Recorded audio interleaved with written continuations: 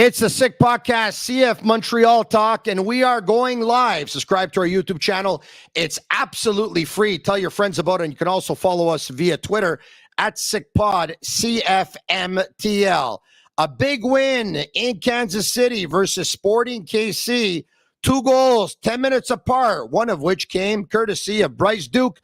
The other, Mathieu Choinière, who's red hot. Speaking of red hot, a trade that's looking pretty good right now. CF Montreal on a roll after beating Vaughan Azzurri in the Canadian Championship and beating the New York Red Bulls at home. They go win in Sporting Kansas City. And another shutout for Jonathan Sirois. And when James Pantemis is ready to come back, the Sirois concede a spot after registering 2 consecutive shutouts. It's something that we're going to discuss. That and much more. It's a big win as they prepare to host Orlando City Saturday here in Montreal. Joining me, Jeremy Filosa of 98.5 FM and EMFC Radio, the Sick Podcast, CF Montreal Talk. It's coming up right now. Turn up your volume. Because you're about to listen to the Sick Podcast. CF Montreal Talk. Here's the chance. They've got the goal. Absolutely incredible. Cameron Porter delivers the goal to send Montreal Impact into the CONCACAF Champions League semi-final. The sickest CF Montreal podcast. It's gonna be sick. I'm Marinaro, and joining me tonight, Jeremy Filosa. Let me bring him in. Jeremy, what's going on? I'm trying to share our show right now. I'm trying to figure out how to do it. I don't know why I'm so inept with social media, but it's okay. I'll get it done. I'll find a way. How you doing? But, being inept at social media is okay because we have our social media experts behind the scenes. The Caballeros, Sammy, Juliana, and Daniello, and they'll take care of all that. You and I will take care of talking about CF Montreal. Jeremy, before we break down what happened or didn't happen in the game, I think it's important that we start off with the starting lineup for CF Montreal. And there it is. All right, okay. Jonathan Sirois was your starting keeper. Of course, a back line of three center backs with Rudy Camacho, with Gabriele Corbo on his right, and Joel Waterman on his left. At left wing back, Ariel Lassiter. At right wing back, Aaron Herrera.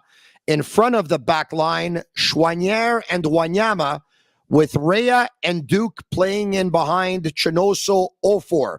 On the bench, of course, Ketterer was your backup keeper.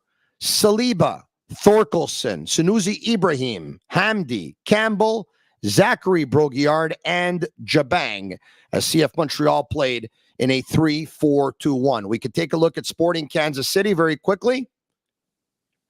And here you have it. Malia was your keeper, and they played a 4-3-3. 2 center backs, Veloter and Rosero. Davis at right back, and Dembe at left back. The 3 in front of them, Walter, with Espinoza on his right and Tommy on his left. Up top, at striker, Pulido, with Russell on his right and Chaloé on his left. And of course, so there you have it. The 2 starting lineups for CF Montreal and Sporting Kansas City. And it was a CF Montreal team that struck first. Bryce Duke, his first goal as a member of CF Montreal at the 35-minute mark. This one here, we were wondering if it was offside. We have a picture of it, which probably doesn't do it justice, because taking a look at the picture, it's Rhea who gives it to Choinière. Choinière is the player that has the ball on his foot. Duke recognizes, tries to stay onside. If you take a look at the picture, it looks like it might be offside, but clearly it wasn't conclusive enough to go to a replay. Jeremy, the goal stood as Choinière gives it to Duke, and Duke places it in the far corner, his first for Montreal, and a big one. It's the opening goal of the game. How did you see it? Well, first of all, what the reason why it probably wasn't offside is I think on the very last pass, the defender stretches out his leg, and I think just nicks the ball. And touches the ball slightly. Exactly. Yeah. So that takes away the offside. Listen, it was a beautiful construction and play. I think 5 players touched the ball in a span of less than 10 seconds. So that's a beautiful setup. I mean, those are the kinds of things that we didn't see from CF Montreal since the beginning of this year. And you know what? I know we're going to talk about Choinière and everything, but Tony, I mean, Bryce Duke is the guy who's making all of this possible. Not because he finishes and he scores the goal. We're all happy he got his first goal with CF Montreal, but we just didn't have this type of player in the lineup. And I'm not saying Sean Rea can't become that guy one day. We know that he's not there yet, but you needed that guy who could step in right away, make a difference. We see him coming back, getting balls also close to the defenders. We see him, giving balls left and right. And I find he's making everybody around him look good and look better. So I know we're going to talk about the trade a little bit later, but no, we could talk about it now. But Jeremy, this is a perfect opportunity for you since we're live right now, Jeremy, on YouTube, telling everyone to subscribe to our channel. It's absolutely free, and we're live on Twitter. We're live on Facebook. Jeremy, this could be a great opportunity for you to actually tell everyone who was one of the only people in the world besides Olivier Renard and Vasily Kremenzidis to love this trade when everyone, especially in Montreal, was hating on it because they were saying they got rid of Kamal Miller. He was their best center back. He had the possibility of being sold. Bryce Duke was only acquired for 100,000 GAM the year before from Miami. Lassiter was only acquired for 100,000 GAM. Bryce Duke might not pan out. He's probably a 6 or he's probably an 8. He's maybe not a 10. Jeremy, tell everyone who was one of the only ones who said this deal was necessary. It was an electroshock, and Bryce Duke has the potential to be a poor man's Jordy Mihailovic. Now's a good time, Jeremy. I think, Tony, we both agreed that when this trade happened, it's a trade that needed to happen. I think we both knew that they were picking up, at least in Bryce Duke, a guy that had a lot of potential. Listen, I mean, we hammer when we need to hammer. But in this situation, I wanna say that, I'm happy with the fact that CF Montreal reacted when they did. Because as an organization, and before your fans, when things are going crooked the way they were, you need to show that you're there, that you care, and that you're going to make a move. Okay, so this move for me was absolutely necessary because we kept saying from day one, they're going to need a number 10. If they don't get a number 10, this is not going to get solved. So they went out and they got a number 10. We also said many times they need a left wing back. And maybe Lassiter is not a natural wing back, and we're going to talk about all of that. But, you saw in the game on Saturday what difference it makes when you have a player who's playing on his right foot, and he was able to provide also some help on the offense, aside from do well on defense, of course.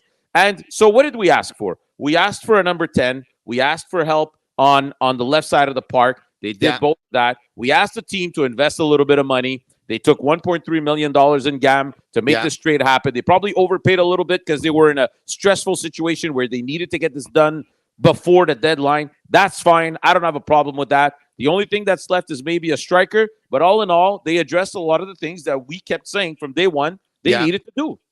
Jeremy, the GAM money never mattered to me. It really didn't, for several reasons. Number one, when Kamal Miller gets sold from Inter Miami, and that's going to happen at some point, Montreal has about 27 or 28% on the resale, on the transfer fee.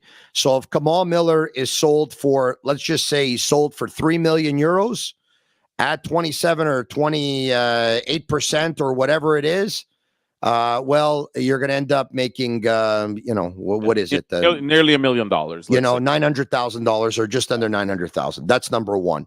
Number two, Jordy Mihailovic was sold for over 6 million euros.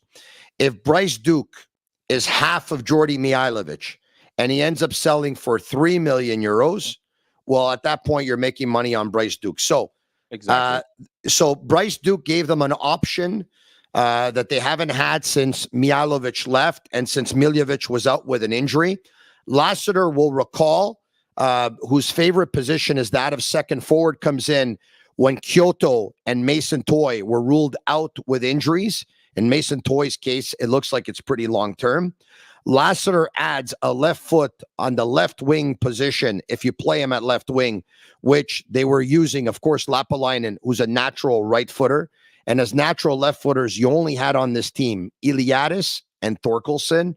and they needed to jumpstart the offense, right, Jeremy? We're talking about they couldn't score goals. They couldn't score goals. So they had to add players who were going to give the offense a different look, a different imagination, a different model, different possibilities, more depth. So I like the deal. And we were in the minority, but we did. And right now, Jeremy, it's the deal that's paying off. Absolutely. Since this trade, the team, has been unrecognizable. First of all, they're 3-1. Their goal differential is +5. Who would have said that a few weeks back? So it's a different team. It's not perfect, Tony. It's not perfect because if you look at the statistics closely, for example, you look at the last 2 games where they had a total of 10 shots on target and they converted 4 out of those. I mean, those are not realistic statistics that you're going to keep getting week in and week out. You still want to create more offense. That being said, I know that this weekend, Tony, on the road, up to nothing, at halftime, I mean, Montreal decided that they were going to give Kansas City the ball, sit back. I have no problem with that. The possession ended up 37% for Montreal. So obviously you're going to have less scoring chances, less shots on goals. It's going to affect the final statistics of the game. That's okay. That's all fine and good. But they still need to create more offense. But the reality is, Tony, when Kyoto comes back, it's going to be a different ballgame. It's going to be a completely different ballgame. Right about that because he's obviously their best striker, but that's Losada ball. That's what he was trying to sell before the season started and early on in the season where I don't care about possession. And I said, well, you have to care about possession because if the other team has the ball, well, then you don't have it. And you obviously have less chance that you can score if you have the ball less time in the game. However, what he was trying to say is if we have the ball 35 or 40% of the time, if we can break down the opposition the way they broke them down on the first goal and the second, if we can create scoring chances, it doesn't matter if we don't have the ball that much. There's teams that have the ball a lot and they can't score goals. Right. And so look, it's a big win. I will argue, because everything you said is a fact, that they've turned it around. They've won games. I will argue that the schedule turned in their favor at the right time, especially for Hernan Losada, okay? Because after losing all the games at the beginning of the season the way they did, all right, with the exception of winning the one at versus Philadelphia at the Olympic Stadium, and they had lost most of their games, and they were what? They were 1-6 through 7. At that point, they ended up playing Vaughan Azzurri at home in Montreal in the Canadian Championship. No problem. Walk in the park. They ended up playing the New York Red Bulls without their best player. Credit to Montreal, who defended a 1-0 lead for 30 minutes and then scored the insurance goal, which one year scoring the 2-0 lead. But the Red Bulls are just absolutely terrible. And without a doubt, Sporting Kansas City, Vermees's team, is without a doubt the worst team in all of Major League Soccer. They have played 10 games. They have lost 7. And they've lost 3. They are terrible. They have 3 players up front who have talent and can score, but they don't know how to score this team. There's no build-up. There's no construction. There's very few scoring chances. The scoring chances they did have, by the way, credit to Jonathan Sirois. Absolutely. He did very, very well. And obviously, he's going to create some discussion when Pantemis is ready to come back because the coach is going to have to make a decision there. But we'll cross that bridge when we get there. But you talk about the schedule that has turned in their favor, and you know what? Great. And they took advantage of it, okay? And the reality is now, going forward and looking forward, every day that you can gain momentum is, first of all, one more day for Lassiter and Duke to get to know this team, to get more comfortable with this team, to keep producing, maybe even better. Who knows? And especially, it's one more day closer from Kyoto coming back, from Lapalainen coming back, from Pantemis coming back, maybe Piet and all of that. So it's all great. Now you're going to go into a tough stretch, Tony. And for me, Saturday is a nice test. It's not a big test. It's a nice test. You're facing a team that's in the middle of the pack. They're not weak like the opponents you just faced these last couple of weeks are. Let's see what they can do at home. And then the thing is, Tony, you're jumping on a stretch here of 5 games in 14 days. So there's going to be minutes to be played by a lot of people. It's not going to be easy. It's not going to be pretty. It's not going to be perfect. But let's see what they can do in this stretch of games here. All right, now let's talk about Mathieu Choinière, who scored the 2-0 goal 10 minutes after Bryce Duke gave Montreal a 1-0 lead. It was a huge goal, Jeremy, because it happened pretty much a minute into stoppage time of the first half. So he scores the goal, and then they go to the locker room with a 2-0 lead, and that kind of like sealed the deal. It was kind of like the nail in the coffin. But before we bring up the goal, I'm going to tell you this. There were two things that happened on this play, three things I can say. Rea makes a nice pass to Herrera. Herrera makes a run and notices that Ofer is actually drawing attention to him, but he's not quite open. And he lays a pass back for Choinière, who runs into it and with his left foot picks the corner. So there's a lot of good things that happened on the play. And Mathieu Choinière right now is in the hottest moment of his career, basically. Yeah, listen, I mean, he's been on the All-Star team 2 straight weeks and well-deserved. The team of the week, that is. All-Star team of the week in the MLS. Yeah. I think that the coach often said that he wanted to use him as a Swiss Army knife. You can play him anywhere, but I think right now he's really found a spot as an 8. He reminds me a little bit of Taider when he was here in Montreal. Even Bernier in some of the moments he had here with the impact.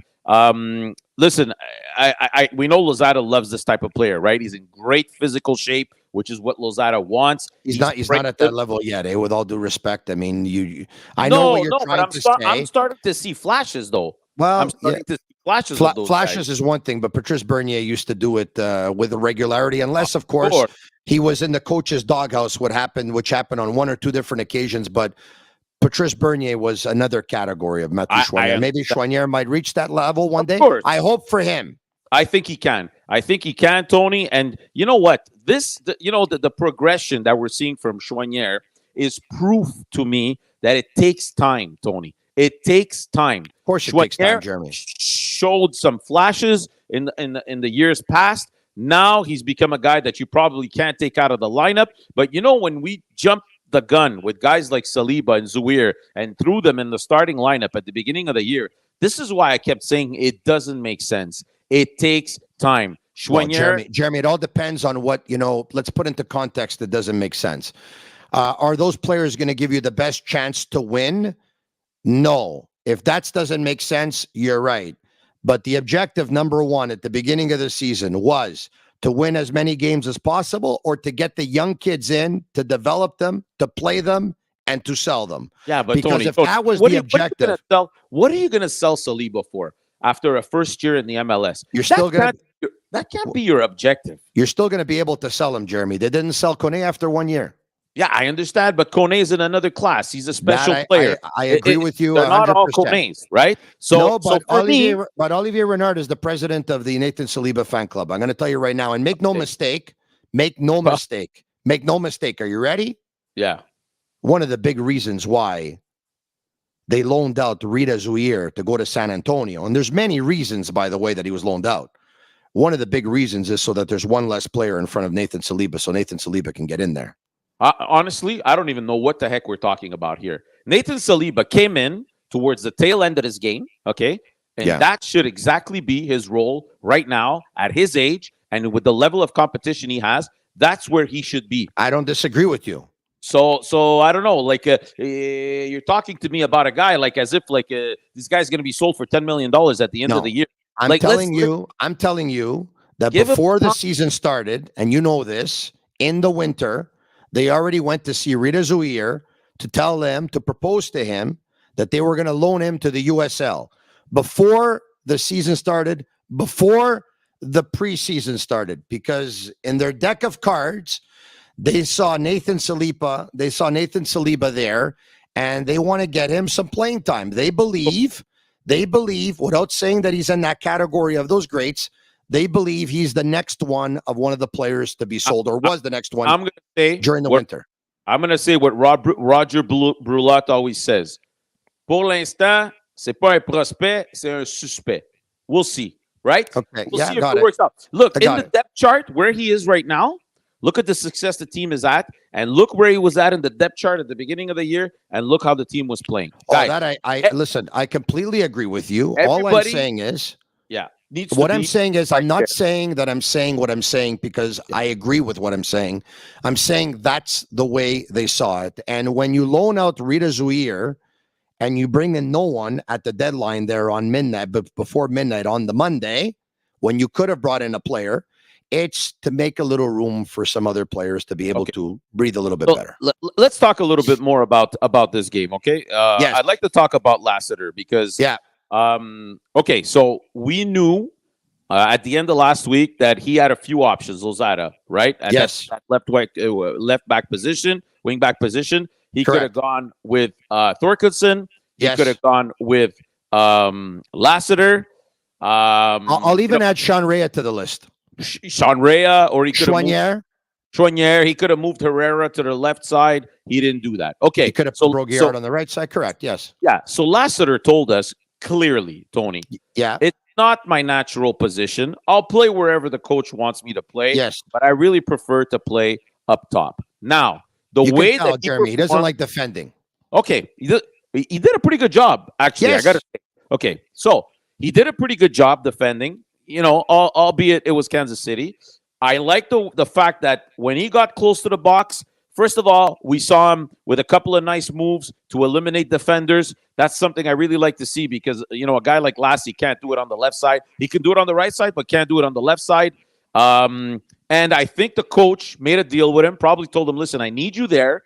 I'm going to give you some offensive freedom. And he did take it. He crossed some balls into the box. He deked some defensemen to get into the box. I really like that. Now the question is, can you keep this guy there long term? That's the question. And then the other question I have is, You hold on a second. You can, but you shouldn't. Because Okay. you should play players where they're at their best.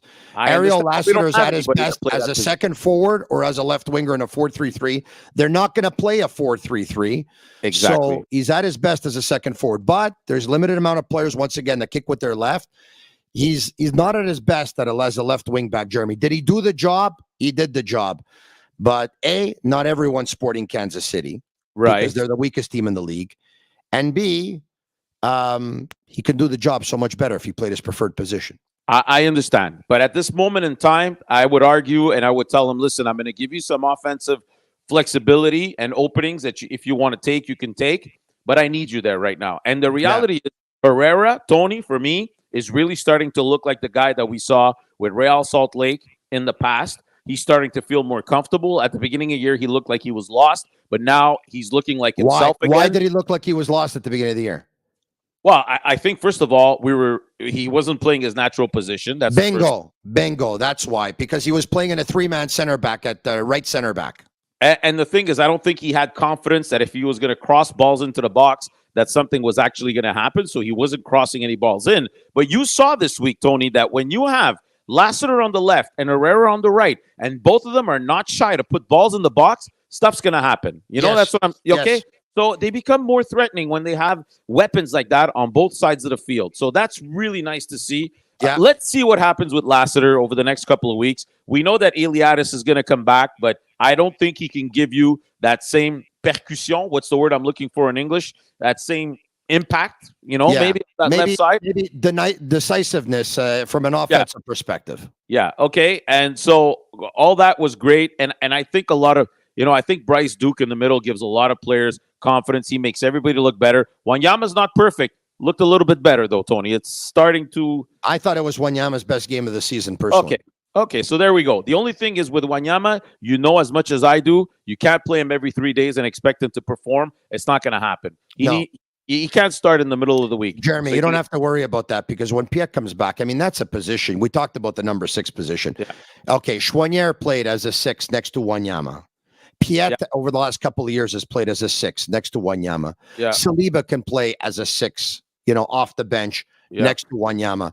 Eliadis can come off the bench and play as a 6 next to Wanyama. They have so many players who could be a 6 on this team. That's not an issue at all. Now, I'll tell you what I liked. Yeah. Besides the fact that I really liked both goals that they scored, I thought they were really well executed plays, good passing, broke down the opposition. I really liked the goals. I'll tell you what else I liked. I liked Hernan Losada's game management. And when he drops the ball, we're the first ones to say he dropped the ball, And when he coaches a good game, I think we're the first ones to say he coached a good game. Let's take a look at the substitutions, Jeremy. Yeah. You have a 2-0 lead. You score a goal at the 35th. You score a goal at the 45th. The game is going your way. There's no reason to change anything. So you don't force any changes at halftime. You don't have to do that. And then all of a sudden, you know what? At the 74th, you take out Rea, you put in Saliba, you put a player who's a little bit more defensive-minded, but still has an instinct to go forward a little bit, okay? You take out Duke, you got in Ibrahim. Here's a player, Ibrahim, that can also play behind the striker. You're getting in fresher legs. You take out Lassiter, you put in Campbell, who's less offensive than Lassiter, more defensive, obviously. And you know what? You got Thorkelson. And now all of a sudden, who comes in for Ofer, you take him on. And now you got, and Sanusi can play a little bit more up top. Now all of a sudden, you got like 5 center backs on the field at the same time. You're defending a result, but you still have some players that have a little bit of flair, can make something happen. You have some energy. You have some fresh legs. You've used the majority of your substitutions. Hernan Losada managed the game very well. Yeah, and they moved Camacho up front to play like the defensive midfielder, which he's played there on occasion, and he can obviously give you a little hand there at the end of the game to help block that middle, which you need. And they didn't give Kansas City much, even in the second half. I was really satisfied with the way they shut it down. Sirois made the few key saves when he needed to make it. All in all, I think it was one of their best efforts of the season. Yes. But now, like I said, now they need to bear down and they need to show us what they can do against a better team on Saturday against Orlando. We'll have time to talk about that later in the week. But Tony, it's nice to get some positive energy around this team. It is. Yeah, Jeremy, some believe that we actually take pleasure in being somewhat critical. Some would maybe even call us negative. But when the reality is negative, you're not negative. You're talking about the reality, which is negative. That doesn't mean you're negative. It's the reality's negative. Exactly. Some don't want to admit that, and maybe some of them may probably never want to. But, when the reality is negative, it's negative. We're going to talk about it. When what we saw is positive, it's positive. And on the weekend, it was positive. I love Bryce Duke's goal. The construction was beautiful. I like Choignier's goal very much. The construction also there was very good. They broke down a line of Kansas City. Sirois made stops when he had to. It's okay that they didn't have possession because they were willing to concede the possession to play into their hands and what they wanted to do. Losada managed his bench very well. He managed the game very well. He used substitutions. It was a well-played game, and it was a big win. Listen, so credit where credit is due. Chapeau. Absolutely. And, they're really starting to look like a team again. I find some of the veterans that had lost some confidence at the beginning of the year are starting to finally look like themselves. Camacho back there is starting to look like his old self again. Same thing for Waterman. So I think that inspires a lot of confidence for the group. We talked about the left wing back position. We'll see what happens with that. I'm still not 100% satisfied with the fact that they don't have a real left wing back, but we have at least one option there with Lassiter. But the question for me, and it's not about when Piet comes back. We just talked about that. There's going to be space for everybody, but it's the striker position because as much as Chinonso Ofor works very hard, and we know that he's very physical and disturbs the opposition, you still need a guy up top that can put the ball at the back of the net. And I don't know when Kyoto's going to come back. Ofer can't score with his feet. I mean, the chance that he missed 2 chances on the weekend that he should have had one for sure. Yes. Go back the week before versus the New York Red Bulls when Choinière ends up scoring that goal, but Choinière actually launched Ofer forward. Jeremy, a striker has to finish that. I understand. There was another opportunity with the Red Bulls just before where there was a cross into the box. He slides and he completely misses the ball. Should have been a goal also. I know I told you this before, and I'm going to tell you again. And we're 9 games into CF Montreal season, and we haven't had a chance to see him yet because at the beginning they wanted to give him time, and then I think they should have got him in and never did, and then he got hurt. Yeah. But Jeremy, believe me when I tell you that Jules Anthony Vilsain is their best finisher, ball to foot on both feet, over everyone that plays striker on this team, with the exception of Kyoto. With the exception of Kyoto. Now, he has to go out there and he has to show it. I get you. Yeah, so we'll see. You know, that's another project. We'll see.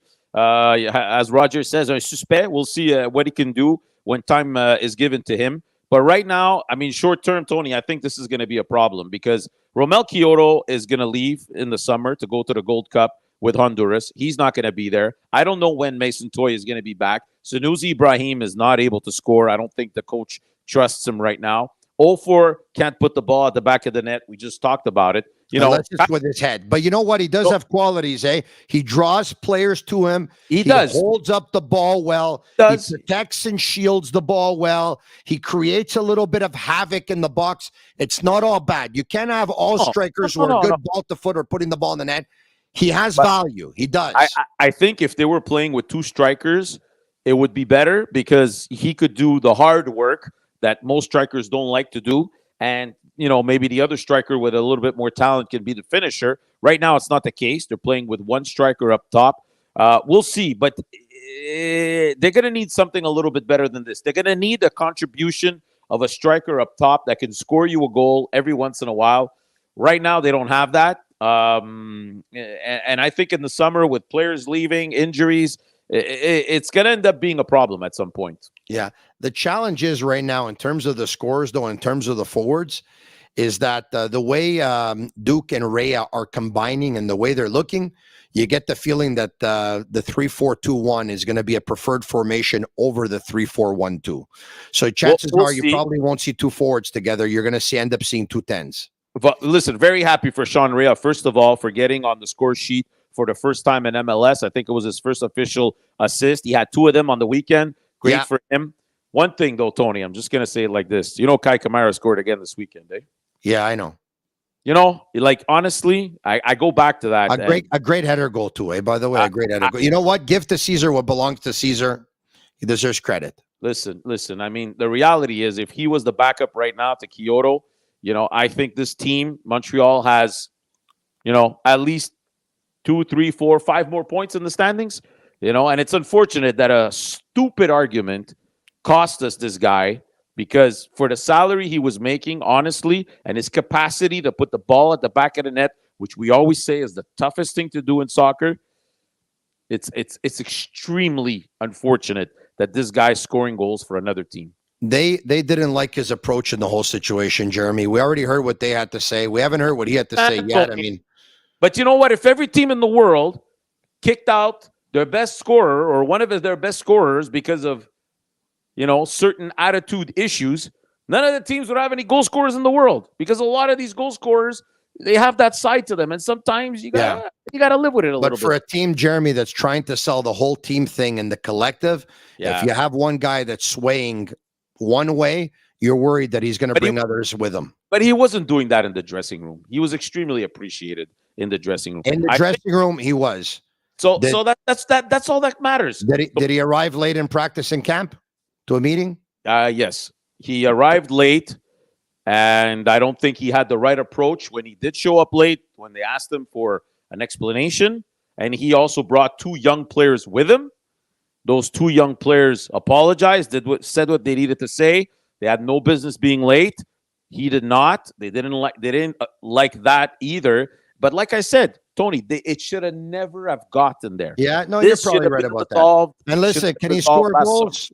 He's one of the 2 best to ever do it in the league. There's no doubt about it. So, you know what? Chapeau to him. He scored. He's happy. They scored a couple of goals. They're happy. They won. Boom. Right now, it looks like everyone's happy. All right. Okay. We're happy too because that's it for the Sick Podcast CF Montreal Talk. Our first time that we went live on social media, live on YouTube, live on Facebook, and live on Twitter. We'll be back, if all goes well, later on in the week. CF Montreal practicing at the Neutral Ace Center all week this morning, and they'll be open to media tomorrow. More on that. Take a look at our Twitter handle, of course, at SickPod, CF Montreal. For Jeremy Filosa, I'm Tony Marinaro. Subscribe to our YouTube channel. It's absolutely free. Ciao, ciao. Ciao. And that's a wrap. Hope you don't miss us too much until next time. Follow the Sick Podcast, CF Montreal Talk on YouTube, Instagram, Facebook, Google Play, and Apple Podcasts.